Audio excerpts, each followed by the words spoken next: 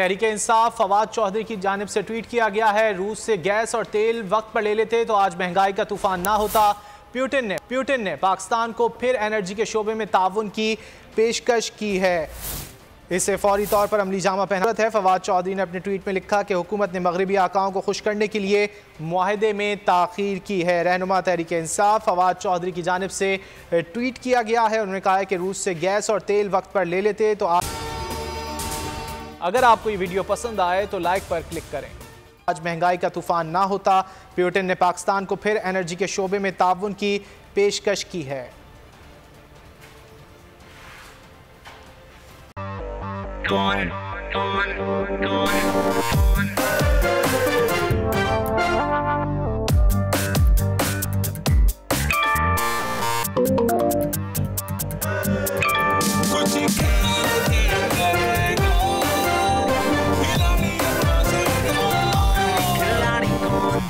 यहाँ सबको सब कुछ चाहिए, फेम और पैसे,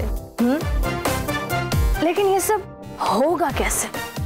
लेट्स फाइंड आउट। आखिरी खिलाड़ी कौन?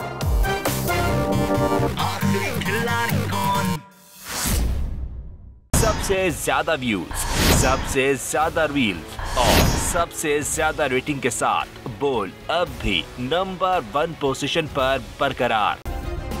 सब्सक्राइब करें और बेल दबाएं ताकि कोई खबर रह न जाए।